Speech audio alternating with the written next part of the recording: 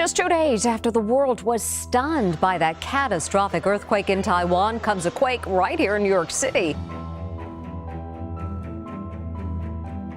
10:23 a.m., the ground shook beneath our feet. The epicenter of the quake, Reddington, New Jersey, about 45 miles west of the city. On a quiet night, the ground beneath New York and New Jersey erupted violently, awakening residents and shattering the peace. Buildings were destroyed and windows shattered, casting terrible shadows through the streets as the dawn light flickered with each vibration. People were confused and panicked, with alarms sounding and debris littering the streets. Could further tremors be lurking, poised to unleash more devastation? Join us as we brace ourselves for the inevitability of the next major earthquake. New Jersey earthquake strikes at dawn. In the early hours of April 5th, 2024, a sudden fierce earthquake shook residents of New York and New Jersey from their sleep. With a magnitude of 4.8, the quake was one of the most powerful to hit the East Coast in many years.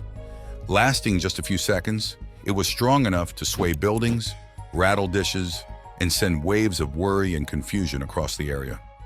The quake struck at exactly 3:17 a.m., catching many people in the vulnerable time just before the morning light. It centered near Weehawken, New Jersey, but was felt as far away as Long Island in southern Connecticut. This morning was especially startling for a region not used to such shakes. Local police and fire crews quickly responded, attending to minor damages and several alarms that the quake had set off. Thankfully, there were no serious injuries, though some old buildings in Jersey City ended up with cracks and shattered windows. The city's emergency systems, already tested by storms and snow, now face the challenge of dealing with this unusual seismic event. Social media sites were buzzing right after the earthquake. People posted photos and stories of messy homes, books knocked off shelves, pictures hanging crooked, and shared how shocked they felt. News stations jumped on these personal stories, weaving them into the larger tale of a region rocked unexpectedly. Officials inspected aging subway systems in New York City for any damage.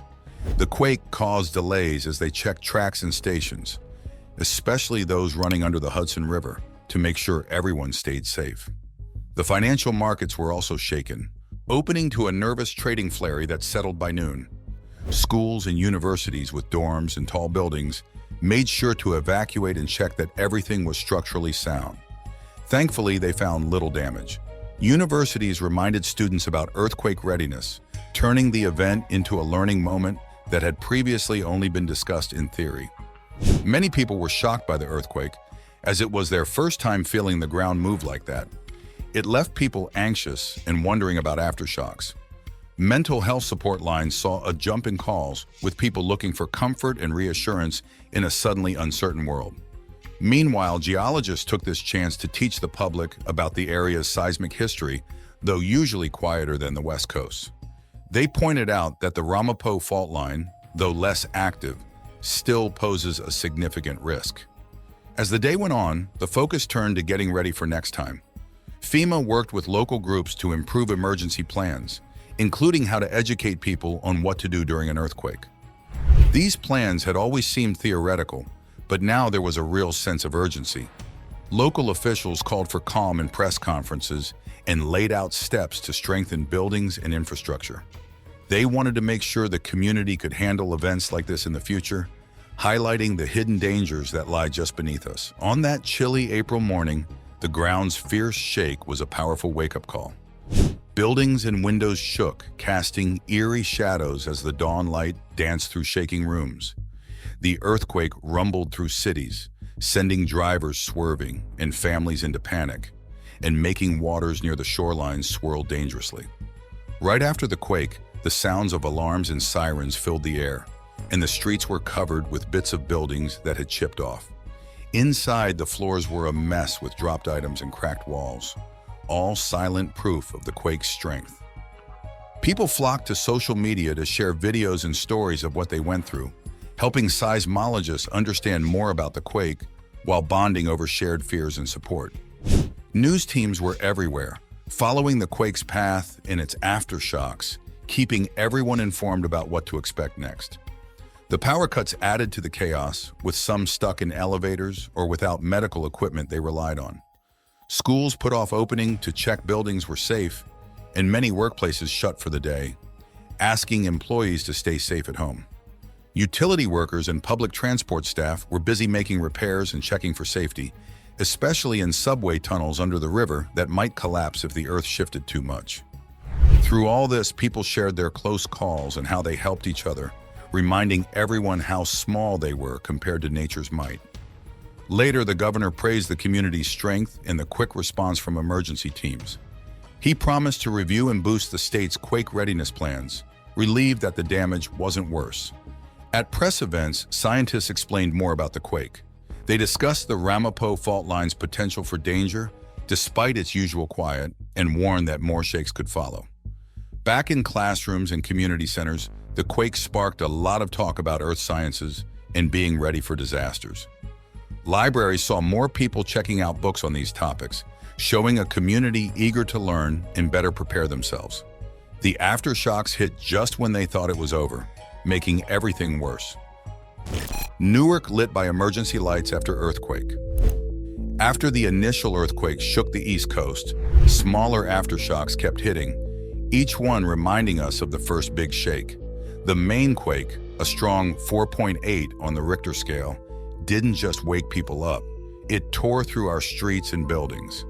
Cracks spread through the asphalt like dark webs, and broken water mains threatened our water, forcing officials to tell people to boil their water as a safety step. Our news teams spread out to cover the worst-hit places as the evening turned to night. These spots, usually quiet at night, were now full of activity and lit by the harsh lights of emergency vehicles, showing everyone how serious and urgent things were. People watching at home might have felt a mix of doubt and shock as they saw the extent of the chaos, a scene you'd expect in a dramatic TV show, not their own backyard. On the streets, the situation was bleak. Roads that used to connect people were now full of dangers, blocked by chunks of buildings and cracked open with new holes. People tried to get around these new dangers, helped by tired emergency workers who tried to keep everyone safe from the worst areas. Every new aftershock made things harder for those trying to help. These smaller quakes kept the emergency lines busy, trapped people in lifts, and forced everyone to keep checking their homes for new or worse damage. Shelters became crowded quickly as people whose homes were too damaged to return to looked for a safe place to stay. These shelters, set up in schools and community centers, were filled with cots and volunteers handing out water, blankets, and the basics people needed. The community came together, worried but also strong, ready to help each other out. This earthquake made it clear how much danger our old infrastructure is in. Engineers and officials started to say, we need to really look at and fix our building rules and how we build our city to handle surprises like this better. People were quick to point out how the city's old systems didn't hold up. A lot of our roads, bridges, and pipes broke in ways that will be expensive and take a long time to fix. We'll need to spend a lot and focus on these problems, worries that might get forgotten once things start feeling normal again. Utility companies had a tough job too. Right after the earthquake, many people's power went out, with lines down and stations broken. It took hours or even days to get the lights back on for everyone. And with the shaky internet, people had difficulty talking to each other and getting the information they needed. Local governments tried to work with state and national groups to get money and help for fixing everything. They hoped to get a federal disaster statement, which would help get money to rebuild. But these things take time, frustrating both the leaders and the people living through the mess. A week after the quake, we started to see just how bad things were. Reports showed billions in damage in a lot of areas that needed major work. Now people were talking about how to rebuild better, not just fix things up. Everyone agreed we couldn't just go back to how things were. Tonight in Newark, the sad reality was clear as dozens had to leave their homes because it was too dangerous to stay. The quake hit hard, making a clear line between those who could go back to normal quickly and those thrown into tough times. The news told stories of quick help and community strength, but under that, there was a clear sense of frustration and a feeling that we weren't really ready for this. Reporters talked about what was being done right now, but the bigger questions about what comes next were left hanging. As they reported, more aftershocks hit, each one a harsh reminder of what we just gone through. These tremors seemed to laugh at our efforts to fix things, as if shaking the calm we were trying to get back. The damage in Newark was heavy. Places that used to be familiar now look strange and dangerous, full of broken things and places marked as unsafe. People did what they could, grabbing what was left in their homes. Some found a place in shelters where there was warm food and a place to sleep. Others stayed with family or friends, looking for comfort in what they knew. Emergency teams did their best, checking buildings and fixing what they could right away. Utility workers focused on the biggest problems like big leaks and hazards that could hurt people. But the old systems, already weak, couldn't handle what the earthquake asked of them. Broken pipes made more problems, and power cuts made the dark night even scarier. Even with all the trouble, there were bright spots. People helped each other, shared what they had, and stood by their neighbors. This showed the best of what people can do when things get hard. Still, the situation was tough. Those who had to leave their homes faced a lot of unknowns. The shelters were helpful, but reminded everyone just how serious the situation was. Officials talked about what to do next, but people needed real plans, not just words. They needed to know that things would be better prepared for next time, whenever that might be. The news talked a lot about how quickly everyone was helping, but that story didn't really fit what was happening. The real story was about how much more we needed to do to not just fix things, but make them better. As Newark starts to think about rebuilding, the big question is about how to be better prepared for the next disaster. The quake showed us where we were weakest and made it clear we need to do more than just patch things up. People praised the emergency teams for their fast work, but the bigger problems, the old buildings and the loose rules, got more attention too. It was clear we'd known about some of these dangers, but hadn't done enough about them. As the cleanup went on, everyone started to see what the earthquake really meant. It wasn't just about the next few days or weeks, but about how we live with the risk of quakes. We had to think about why we weren't ready and how we could be better prepared for next time. The people who had to leave their homes faced a hard night, caught up in slow fixes and red tape. Their tough times showed the bigger challenges we all need to face. As we fixed windows and walls, the deeper problems, the ones that aren't as easy to see, were still there. Just when things seemed calm, a sudden shake reminds Gladstone that peace is fragile. 3.8 quake tests. Gladstone's readiness. A mild aftershock with a magnitude of 3.8 was felt across the area, slightly weaker than initially thought when the U.S. Geological Survey first reported it as a 4.0. This adjustment hinted that the Earth might be trying to soften the impact, but it still left a clear mark of its restless nature. Aftershocks are smaller quakes that follow the main shock of a larger seismic event. They happen along the same fault lines where the original earthquake occurred, as the Earth adjusts to the shifted stresses in its crust. This particular aftershock in Gladstone was part of a series of tremors that had been active since a stronger earthquake hit weeks earlier. These aftershocks can match or exceed the magnitude of the initial quake and may continue for years afterward. They represent a significant challenge for any community, complicating efforts to recover and rebuild, and posing a threat to buildings already weakened by previous tremors. For Gladstone, the 3.8 aftershock was a stark reminder of these ongoing challenges. Structures that had only minor damage before now faced the possibility of more severe problems. Emergency services were on high alert, watching for any signs of critical damage that could put lives at risk. Authorities quickly checked roads and bridges for safety, and utility companies examined their systems for any new faults that could cause broader issues, like gas leaks or electrical fires. The community was urged to stay prepared for more aftershocks, highlighting the need for constant vigilance following such events. Residents shared updates and support on social media, contributing to a larger story of resilience and community strength. Local centers opened up to help those in need, offering a safe place for those who had to evacuate their homes.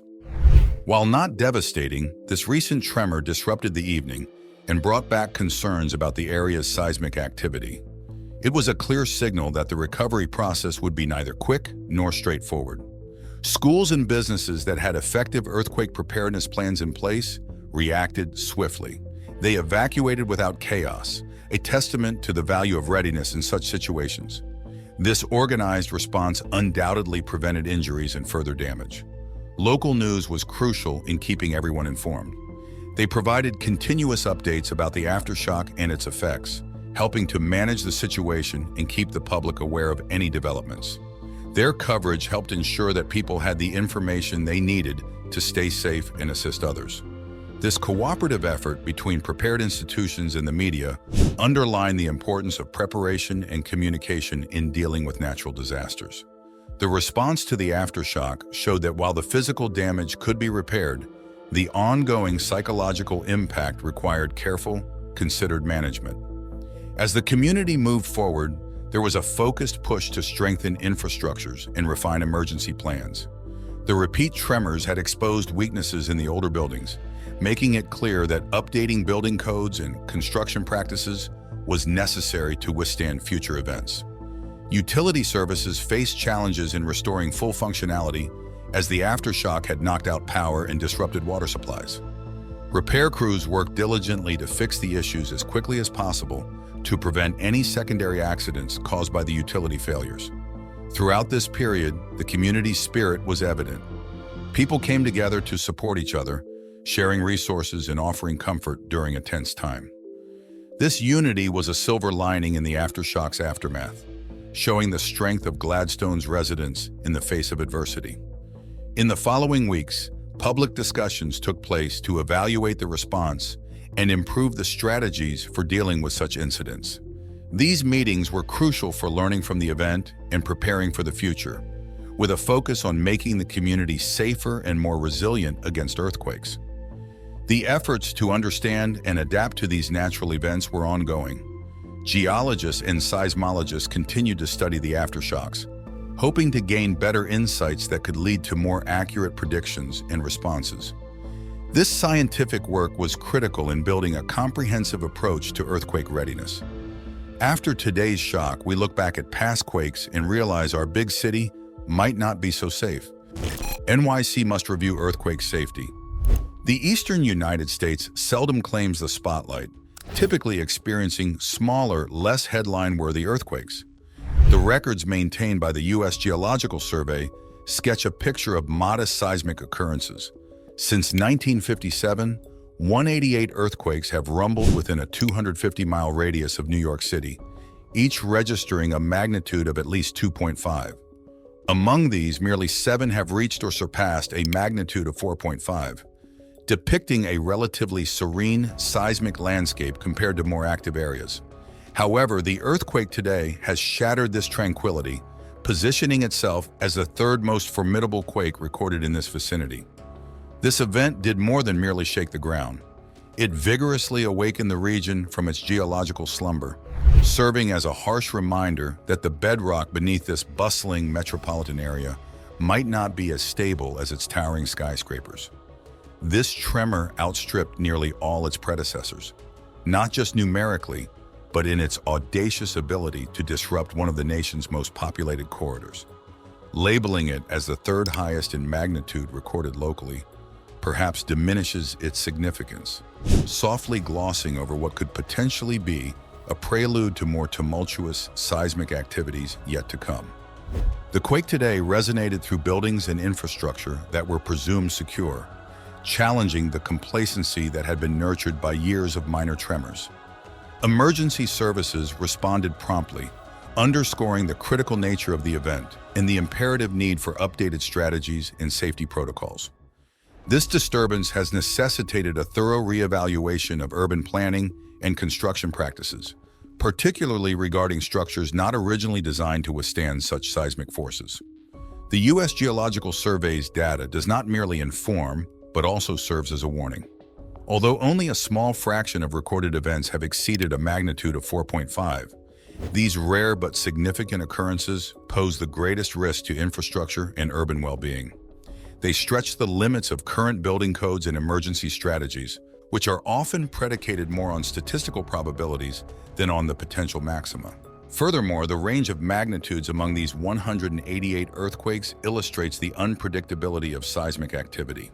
While most are minor, The few substantial ones have had outsized impacts, straining the preparedness of emergency services and the structural integrity of buildings. Each earthquake, regardless of its size, contributes to a broader understanding of the region's geological vulnerabilities, potentially recalibrating assumptions about the possible severity of future quakes. The narrative emerging from this data is multifaceted. On one hand, it portrays a region relatively unacquainted with frequent seismic disturbances, which could potentially foster unpreparedness. On the other hand, it highlights instances of notable seismic activity that should ideally prompt more rigorous preparedness and stronger construction standards. The truth resides in balancing these perspectives, acknowledging the infrequency of seismic events while also preparing for their significant potential repercussions. In light of this, today's earthquake is a clarion call to action. It is a prompt for policymakers, engineers, and urban planners to rethink how buildings and infrastructure are constructed and how emergencies are managed. Are the existing building codes adequate to withstand a quake stronger than typically expected? Do the current emergency plans account for worst-case scenarios, as underscored by these rare but impactful events? The region's effectiveness in addressing these questions will determine its resilience to future quakes. Today's tremor should catalyze a comprehensive reassessment of earthquake risk perceptions, particularly in areas not traditionally considered seismically active. It underscores the need for enhanced geological research and public education campaigns focused on earthquake preparedness. Madeline Nafus had just finished feeding her infant son when suddenly the ground beneath her erupted. The noise was so loud she thought it was an explosion. At that moment, her house in Long Valley, New Jersey, not far from the earthquake's center, seemed to be falling apart around her. "It sounded like a bomb," Nafus said, still shaken. The quake was deafening, overwhelming the clatter of her home as it seemed to crumble. Lights fixtures swung wildly, wine glasses and framed pictures tumbled from shelves, and a massive 6-foot elk head mounted on the wall crashed to the ground. Terrified for her baby's safety, Nafus reacted instinctively. She grabbed her son, wrapped him in blankets, and ran outside. Her friend who had been upstairs came down in a panic and scooped up Olivia, Nafus's small golden doodle, who was trembling with fear. The worst of the shaking was over in about 15 seconds, but those seconds felt like a lifetime. Fainter tremors followed, mocking the initial horror. Nafus quickly called her husband, who was out giving a golf lesson, oblivious to the chaos, and then she called their 2-year-old's daycare. "The kids are all confused and full of questions, but they're okay," the daycare reassured her, providing a small comfort amid the aftershocks. This earthquake did more than just rattle her home. It shattered the calm of her daily life. The damage to her house was severe, but the emotional and psychological impact was even deeper as the community struggled to comprehend the sudden devastation. In Long Valley, this earthquake was a brutal reminder of nature's unpredictable power, leaving residents like Nafus to salvage what remained of their broken homes. Her ordeal highlights the stark reality of living on unstable ground. An ordinary day turned to chaos without warning, transforming familiar settings into scenes of havoc. As Nafus and her neighbors faced the aftermath, the task of rebuilding was daunting, not just repairing buildings, but restoring their sense of security. Earthquakes are rare in the East, but their effects are wide and deeply felt. Waiting for more stealth eastern seismic threats. Earthquakes might not hit the eastern United States as often as they do the West, but that doesn't mean they don't leave a mark. Though they are infrequent, tremors have been felt in every state east of the Mississippi River. When they do strike, their impact can be substantial and often surprising to the unprepared residents. In places like the New York-Philadelphia-Wilmington urban corridor, small tremors are felt somewhat regularly, about every 2 to 3 years, with moderately damaging quakes shaking the area roughly every 50 to 100 years. These incidents disrupt daily routines and challenge local readiness to handle sudden natural crises. The underlying cause of these quakes is the ancient, solid rock that forms the eastern seaboard's foundation. This old bedrock transmits seismic energy very efficiently, which means even minor quakes can send shocks far and wide. This geological feature explains why eastern quakes, although less severe, can often be felt over larger areas compared to similar-sized quakes in the West. While the West quakes might be more frequent and visually dramatic, the East tremors carry a stealthy threat. They build up quietly, but can be extensive when they strike. The rarity of significant quakes can lead to a false sense of security, a complacency shattered by the reality of a sudden shake. This was exemplified by the New Madrid seismic zone events in the early 19th century, which were among the strongest quakes ever recorded in the United States. They were so powerful that they caused the Mississippi River to run backward temporarily. More recently, cities like Charleston, South Carolina, and Central Virginia have felt the ground shake, reminding the East Coast that it is not immune to the Earth's movements. Eastern quakes can be felt over areas much larger than those affected by similar magnitude quakes in the West. This is due to the old, rigid, and interconnected nature of eastern rocks, which allow seismic waves to travel greater distances. In contrast, the fractured rocks of the West absorb and dissipate seismic energy more locally, limiting the extent of each quake's impact. For residents of the East, this means that even less intense quakes can feel stronger and affect more people. This widespread effect underscores the need for heightened earthquake awareness and preparedness. The infrequency of large quakes shouldn't be mistaken for geological stability. Rather, it's a quirk of the terrain that hides a significant threat. As urban areas along the East Coast grow, the potential risks from even moderate earthquakes increase. Local building codes and infrastructure often don't reflect the necessary precautions for quake readiness, partly because the memory of the last significant quake fades over the decades. The USGS is actively working to better understand these risks and to promote stronger safety measures. By improving public education and updating infrastructure, they aim to reduce the potential damage from future quakes. However, the challenge remains to keep the public informed and prepared for a threat that is easy to forget until it forcefully reminds us of our vulnerability. USGS experts emphasize that even small eastern quakes can have big impacts. The ancient bedrock of the East Coast acts almost like a bell, ringing seismic waves across vast distances. These old rocks, formed under intense pressure and heat over millennia, provide a near-perfect medium for transmitting vibrational energy. Faults in eastern rock, long sealed and hardened, effectively channel seismic forces across wider areas. When a quake hits, these old faults propagate the shock waves far from the epicenter, amplifying the quake's reach and impact. This geological setup makes even minor tremors a matter of concern for everyone in the region. In contrast, the West's younger, more broken-up terrain absorbs much of the seismic energy locally. This means that a quake in the West, while potentially more powerful, usually affects a smaller area than an eastern quake of the same strength. This significant difference in how quakes are felt leads to unique challenges in managing earthquake preparedness and response in the East. Widespread impacts demand a coordinated approach across large areas, testing the agility and effectiveness of emergency services. As they refine their models and strategies, they help to ensure that communities can better withstand the unexpected jolts that nature occasionally delivers. After the quake, New York is tense, showing how unprepared we really are.